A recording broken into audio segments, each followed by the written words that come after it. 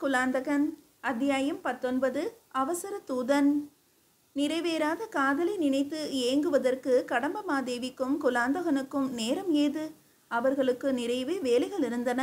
மன்னர் அனுப்பிய இரகசிய உத்தரவை பெற்றுக்கொண்ட பல்வேறு கடகங்களின் பிரம்மாதி ராஜர்கள் தத்தமது படை வீடுகளில் இருந்த மிகச்சிறந்த வீரர்களுள் போர்க்கலை தவிர சிற்ப சித்திர கலைகளிலும் இசை, கவிதை, நடனம், நாடகம் போன்றவற்றிலும் ஆர்வம் காட்டிய சிலரையும் பொறுக்கி எடுத்து அவசரமாக தஞ்சைக்கு அனுப்பி வைத்தனர். அப்படி வந்து சேர்ந்த சுமார் 500 பேர்களின் போர் திறனை பரீட்சித்து பார்த்தான் குலாந்தகன். ஏறத்தாழ 1/5 பாகத்தினரை உபயோகமில்லை என்று திருப்பி அனுப்பிவிட்டான். மற்றவர்களை சிற்சில அம்சங்களில் திருத்தி அவர்கள் ஆற்றலை பட்டை தீட்டினான். அவர்களிலும் கூர்மதி படைத்த 4 தேர்ந்தெடுத்து ஒவ்வொருவரும் 100 பேருக்கு தலைமை தாங்க சிறப்பு பயிற்சி அளித்தான். ஒரு பெரும் படையின் அங்கமாக இருந்து செயல்படுவது என்பது வேறு. தனித்து நின்றோ அல்லது சிறிய அணியாகவோ விளங்கி எதிரியை வீழ்த்த முடியாவிட்டாலும் தாக்கிவிட்டு தப்புவதும் இடையூறுகளை விளைவிப்பதும் வேறு. இதனை அனைவரும் நன்கு உணருமாறு பயிற்சிகள் அமைந்தன. இதே நேரத்தில் கடம்பமாதேவி அவர்களின் பல்வேறு கலை ஆர்வங்களையும் கணித்து குறுகிய காலத்தில் இயன்ற அளவில் அவரவரும் தத்தமது கலைத்திறனில் மேலும் மிளறச் செய்தால் 10 நாட்கள்தான் வீரருக்குரிய இயல்பான குணங்களை உள்ளடக்கி கொண்டு முழுக்க முழுக்க கலைஞர்களாகவே நடிப்பது எப்படி என்று கற்றுத்தந்தாள். அதற்கு ஏற்ப அவர்களுடைய நடை, உடை, பாவனைகளை மாற்றி அமைத்தாள். கல் உளியும் சுத்தியலும் ஏடும் எழுத்தாணியும் யாழும் தாளமும் ஏந்தி பழகிய நாங்கள் வாழ்பிடிக்கும் வீரர்கள் என்பதையே மறந்துவிடப் போகிறோம். அத்தனை சிறப்பாக இருக்கிறது நீங்கள் பாடம் போதிக்கும் விதம் என்றான் அவ்வீரர் தலைவருள் ஒருவன். அதுதான் கூடாது என்று எச்சரித்தாள் கடம்பமாதேவி. ஒவ்வொரு கணமும் நான் மாவீரன், சோநாட்டை சேர்ந்தவன், 600 ஆண்டுகளாக என் தாய்நாடு அடிமைப்பட்டிருந்ததற்கு பல்லவரை பழிவாங்கப் போகிறேன் என்று உள்ளுக்குள் சொல்லிக் கொள்ளுங்கள். சரியான சந்தர்ப்பத்துக்கு காத்திருந்து நமது திட்டங்களை நிறைவேற்ற வேண்டும். அதை நினைவில் வையுங்கள் என்றாள். அப்படியே ஆகட்டும், உங்களுக்காக உயிரையும் கொடுக்க சித்தமாக இருக்கிறோம் என்று அவளுடைய கம்பீர எழிலால் கவரப்பட்டு நிலையழிந்து சொன்னான். அவனை பரிதாபத்துடன் பார்த்தாள் கடம்பமாதேவி. எனக்காக அல்ல வீரரே, ஆண்டை ஆதித்தனின் உப்பை தின்று வளர்ந்த அடிமை நீங்கள். அவருக்காக எப்பேற்பட்ட ஆபத்தையும் எதிர்கொள்ள தயங்க வேண்டாம். தேவி, அவ்வளவு ஏன்? நீங்கள் கடைக்கண்ணால் இட்ட பணி எதுவானாலும் சிரம் மேற்கொண்டு செய்ய காத்திருக்கிறோம் என்றாலே போதாதா என்று சற்று துணிவு பெற்றவனாக அவளை பார்த்து கண்களில் ஆசை மயக்கத்துடன் சொன்னான். வீரரே, எட்டா பழத்துக்கு கொட்டாவி கூட விடலாம். ஆனால் எட்டி பறிக்க முயன்றால் யார் கண்டது? தடுமாறி விழுந்து கையோ காலோ உடையக்கூடும். இதை கேட்டவுடன் அவன் தரையை மெல்ல நோக்கினான். நீங்கள் ஏன் தலை குனிகிறீர் வீரரே? வெட்கப்பட வேண்டியவள் நான் தான். என் கடைக்கண்ணின் கூர்மை போலவே என் மதியும் கூர்மையானதாயின் உங்களிடம் வீரத்துடன் நாட்டு பற்றையும் கலைத்திறனுடன் ராஜ விசுவாசத்தையும் வளர்க்கும் கீழ்த்தரமான காம உணர்வுகளை அல்ல. நிமிர்ந்து நோக்கி, தேவி மன்னியுங்கள் என்றான். அறியாமையால் தங்களை தவறாக எடை போட்டுவிட்டேன். உங்கள் மீதும் முழு தவறு இல்லை. சாதாரணமாக அரசியல் தந்திரமும் போர் தந்திரமும் பெண்மைக்குரிய பணிகளாக கருதப்படுவதில்லை. அதனால் விளைந்த தடுமாற்றம் இது. போகட்டும், மேலே ஆக வேண்டியதை கவனிப்போமா என்ற கடம்பமாதேவி 400 வீரரும் பகுதி பகுதியாக பிரிந்து 10 பேர்களாக பல்லவ நாட்டின் எல்லைக்குள் நுழைய வேண்டிய திசைகள், முன்னேற வேண்டிய மார்க்கங்கள் முதலானவற்றை நிர்ணயித்தாள். அவர்கள் எங்கே ஒன்று சேர வேண்டும், எப்போது என்பனவற்றை திட்டமிட்டாள். ஆற்றங்கரைகளையும் ஏரிக்கரைகளையும் உடைத்துவிட்டு வெள்ளம் பெருக செய்வது, பாலங்களை தகர்ப்பது, உணவு களஞ்சியங்களுக்கு தீ வைப்பது போன்ற காரியங்களை எளிதாக சாதிக்கும் வழிகளை அறிவுறுத்தினாள். குதிரைகளை திருடுவது எப்படி, அவை புதிய எஜமானர்களிடம் மிரளாமல் இருக்க எவ்வாறு கையாளப்பட வேண்டும், ஆயுத கிடங்குகளின் பூட்டுக்களை திறவுகோலின்றியே எங்கனம் திறக்கலாம், அவற்றிலிருந்து ஆயுதங்களை ஓசைப்படுத்தாமல் களவாடும் வழிகள் என்ன, யானைகள் மதம் பிடித்து ஓட வேண்டுமானால் என்ன செய்யலாம் என்பது போன்ற பல அற்பத்தனங்களுக்கு பாடம் நடத்தினாள். இறுதியாக சந்தேகம் உண்டானால் கேட்கலாம் என்றபோது, இதெல்லாம் வீரமல்லவே, அநீதியாயிற்றே என்று ஒருவன் கேட்டான். நல்ல கேள்வி. அச்சமின்றி வெளிப்படையாக இதை வினவியதற்காக பாராட்டுகிறேன் என்றாள் கடம்பமாதேவி. யுத்தம் என்று வந்துவிட்டால் வினைத்திட்பம் மட்டும் போதாது, வினை செயல் வகையும் தேவை. படை செருக்கு போதாது, படை மாற்றியும் வேண்டும். புரிகிறதா? இதனால்தான் ஒற்றாடலும் ஒரு அறமாக மன்னர்களுக்கு விதிக்கப்பட்டது. பாரத போரின் இடையில் அஸ்வத்தாமன் மாண்டதாக ஏன் கூறப்பட்டது? ஒரு பெரிய லட்சியத்தை அடைவதற்காக சில சின்னத்தனங்களை செய்யத்தான் வேண்டியிருக்கிறது. இதில் நம்பிக்கை இல்லாதவர்கள் 600 ஆண்டு காலமாக உங்களுடைய மூதாதையர் பல்லவ மன்னரிடம் அடிமைப்பட்டிருந்ததை எண்ணி பாருங்கள். அப்போது தெளிவு பிறக்கவில்லை என்றால் திரும்பி போக நான் அனுமதி தருகிறேன் என்றாள். வெளிப்படையாக கடம்பமாதேவி இவ்வாறு கூறினாலே ஒழிய மனதுக்குள் வேறு திட்டம் வைத்திருந்தாள். எனக்கு பிடிக்கவில்லை இந்த வேலை என்று யாரேனும் கூறுவார்களானால் போர் முடிந்த பிறகுதான் அவர்களுக்கு விடுதலை. அதுவரை காராகிரகம்தான். காரணம், இந்த ஏமாப்பு படையை பற்றிய ரகசியம் வெளியே பரவக்கூடாதல்லவா? நல்ல வேளையாக யாருக்குமே மேற்கொண்டு ஐயப்பாடு ஏதும் தோன்றவில்லை. பயிற்சி முகாமுக்கு அப்பால் செல்ல அவர்களில் யாரும் அனுமதிக்கப்படவும் இல்லை. ஞாபகம் இருக்கட்டும் என்றாள் கடம்பமாதேவி. ஆதித்தனின் படைகள் பல்லவ ராஜ்யத்தில் புகுந்து துரிதமாக முன்னேறுகின்றன.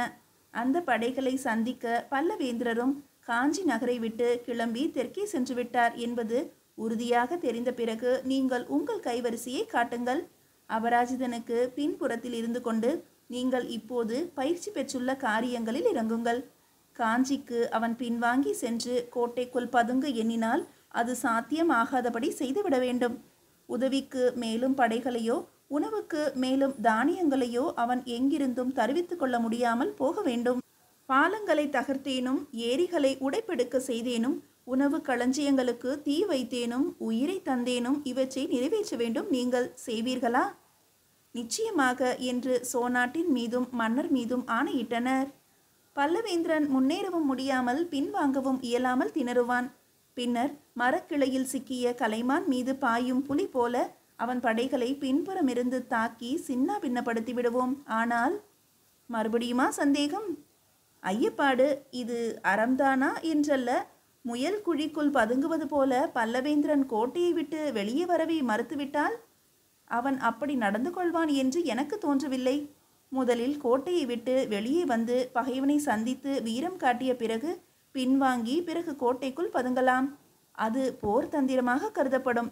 ஆரம்பத்திலேயே காஞ்சி கோட்டைக்குள் பதுங்கி வெளியே வர மறுத்தால் அது கோழைத்தனமாக வல்லவோ ஆகும். இச்சமயத்தில் ஒரு பகுதி வீரருக்கு குத்துவாள் பிரயோகம், மல்யுத்தம் ஆகியவற்றின் நுணுக்கங்களை அறிவுறுத்திவிட்டு திரும்பிய குலாந்தகன் அடுத்தடுத்து நெடுமூச்சுக்கள் பிரிய இடையில் கரங்களை பதித்து நின்றான். முத்து முத்தாய் தேகமெங்கும் அரும்பி நின்ற வியர்வை துளிகளை ஒற்றி எடுத்து அவன் களைப்பு நீக்க கட்டி அணைக்க வேண்டும் என்ற ஆவலை சிரமப்பட்டு அடக்கி கொண்டாள் கடம்பமாதேவி. இன்னும் ஓரிரு தினங்களில் பயணம் தொடங்குகிறீர்கள். நாளை அல்லது மறுதினம் மன்னர்பிரான் நேரில் வந்து உங்களை வாழ்த்தி விடை கொடுப்பார். வெற்றியுடன் திரும்பும்போது உங்கள் அனைவருக்கும் பிரத்யேகமாக சிறப்பு பரிசுகளும் விருதுகளும் காத்திருக்கின்றன என்ற குலாந்தகன் கடைசியாக உங்களிடம் ஒரு வேண்டுகோள் என்றான். வீரர்கள் கவனமாக எதிர்பார்ப்புடன் அவனை ஏறிட்டனர். கோயில்களில் தொழுவது போலவே தமிழ் வடமொழி பாடசாலைகளை வணங்குங்கள். முதியோர் பெண்களுக்கு மரியாதை காட்டுவது போலவே ஓலை சுவடிகளுக்கு மதிப்பளியுங்கள். பயபக்தியுடன் அவற்றை கையாண்டு பத்திரமாக சோநாட்டுக்கு கொணர்ந்து சேர்க்க வேண்டும். குறிப்பாக மூவர் பாடிய தேவாரங்கள், நம்பியாண்டார் நம்பியின் தொகுப்புகள் தேவை. இதென்ன படையெடுப்பா அல்லது சுவடி வேட்டையா என்று தனக்குள் எண்ணி சிரித்து கொண்டாள் கடம்பமாதேவி. ஆனால் வெளிப்படையாக ஏதும் கூறவில்லை. மந்திர ஆலோசனை மண்டபத்தில் பல்லவேந்திரர் கவலையை விட அதிகமாக ஏமாற்றம் படர்ந்த முகத்துடன் அமர்ந்திருந்தார். எதிரே அமைச்சர்கள், சேனாதிபதிகள் முதலானோர் முகங்களில் கவலையுடன் அச்சமும் விரவி இருப்பதை காண அவருக்கு கோபம் பொத்து கொண்டு வந்தது. எதற்கு எல்லோரும் இப்படி குடிமூழ்கி போனது போல காட்சியளிக்கிறீர்கள்? ஆதித்தன் படையெடுத்து வரப்போகிறான் என்ற செய்தியே உங்களை இப்படி கலக்கியது என்றால் யுத்த களத்தில் அவனை எவ்வாறு சந்திக்கப் போகிறீர்கள்? எப்படி எதிர்கொள்வது, எதை கொண்டு, எவ்வாறு என்பதுதான் எங்கள் கவலை மன்னவா. ஆதித்தன் உங்கள் உற்ற நண்பன் என்றும் பல்லவ நாட்டை ஆக்கிரமிக்கும் எண்ணம் அவனுக்கு இம்மி அளவும் இல்லை என்றும் கருதி வந்தோம். நமது ஒற்றற்படை தலைவரும் இதையே உறுதிப்படுத்தி வந்திருக்கிறார். இதனால்தான் தென் திசையில் பாதுகாப்பை அலட்சியப்படுத்தி அதனால் மிச்சமாகும் செல்வத்தை விவசாய வளம் பெருக்குவதிலும் கலைகளை வளர்ப்பதிலும் செலவிட்டு வந்திருக்கிறோம். என்ன சசாங்கரே என்று ஒற்றற்படை தலைவரை அழைத்து இதற்கு என்ன மறுமொழி என்று கர்ஜித்தான் அபராஜிதன். பிரபு என்று தழுதழுக்க ஆரம்பித்தான் சசாங்கன். பொறுப்பு ஏற்க வேண்டியவன் நான் தான். என்னை இப்பதவியிலிருந்து விடுவித்து விட்டால் நல்லது. ஆனால் ஒன்று கூற அனுமதி அளிக்க வேண்டும். பேசுங்கள். தஞ்சையில் உங்களது முழு நம்பிக்கைக்குரிய ஒருவரை அரண்மனை வளாகத்திலேயே வேவு பார்க்க அமர்த்தி இருப்பதாக சொன்னீர்கள். அவரிடமிருந்து கிடைக்கும் தகவல்களில் தவறே இராது என்பதிலும் திடமாக இருந்தீர்கள். இப்போதும் நான் அதில் உறுதியாக இருக்கிறேன் என்றான் பல்லவேந்திரன். சூது நடந்திருக்கிறது. ஆகா, நான் ஆதித்தனை பாயும் புலி என்றுதான் எண்ணினேன். வஞ்சிக்கும் நரி என்பது இப்போதுதான் தெரிய வருகிறது. இருக்கட்டும், நான் இன்னமும் நம்பிக்கை இழக்கவில்லை. இந்த ஓலையில் என்ன எழுதியிருக்கிறது தெரியுமா? பிரபு, சொல்லுங்கள். என்னிடம் நன்றி கடன் பட்டிருப்பதால் தந்தைக்கு கொடுத்த வாக்கை நிறைவேற்ற முடியாமல் ஆதித்தன் தவிப்பதாக நாம் எண்ணி வந்தோம். ஆனால் அப்படி வெளிப்படையாக நடந்து வரும் போதே மறைவாக கடந்த பல ஆண்டுகளாகவே போர் ஆயத்தங்களை அவன் செய்து வந்திருக்கிறான். கடைசியாக சமீபத்தில் பழையாறையில் பல்வேறு கடகங்களை சேர்ந்த பிரம்மாதி ராஜர்களை அழைத்து பல நாட்கள் ஆலோசித்து போர் திட்டமும் வகுத்திருக்கிறான். அவனுக்கு உதவ சேரமான் தானுரவி தஞ்சைக்கு வந்துள்ளான். ஆனால் மெய்க்காவலர் தவிர படையேதும் திரட்டி வராததால் அவன் ஆதித்தனுடன் படையெடுப்பில் கலந்து கொள்வான் என்று தோன்றவில்லை. இந்த சமயம் தென் திசையிலிருந்து சோழ நாட்டுக்கு ஆபத்து ஏதும் நேராமல் காப்பதாக உறுதிமொழி அளித்து செல்வது மட்டுமே அவன் நோக்கமாக இருக்க வேண்டும்.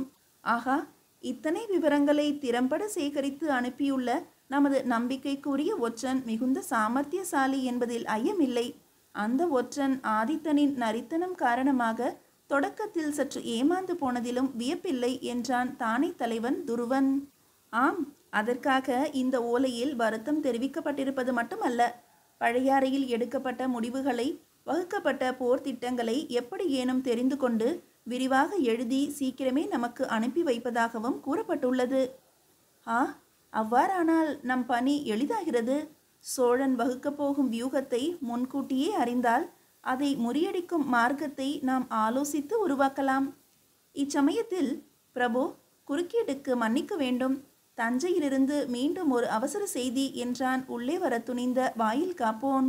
ஆகா, சீக்கிரமே என்று சற்று முன்பு நான் கூறிய போது அது இவ்வளவு சுப சீக்கிரமாக நடக்கும் என்று எண்ணவே இல்லை என்று மலர்ந்த முகத்துடனும் பெருமிதத்துடனும் பேசிய பல்லவேந்திரன் தூதனை அழைத்து வருமாறு சைகை காட்டினான். பிரபு, இப்போது நமக்கு கிடைக்கப் போகும் தகவல் மட்டும் பழையாறையில் வகுக்கப்பட்ட போர் திட்டமாக இருக்குமானால் தஞ்சை அரண்மனை வளாகத்தில் புலிக்குகைக்குள்ளேயே புகுந்து அதனுடன் போராட துணிந்த நம்முடைய அந்த ஒற்றனுக்கு கோயில் எடுத்து கும்பிடலாம் என்றான் துருவன். புழுதியை களையாமலும் நெடு மூச்சுக்கள் நீங்காமலும் வந்து சேர்ந்த தூதன் பணிவாக வணங்கி ஓலையை நீட்டினான். மீதியை அடுத்த அத்தியாயத்தில் காணலாம்.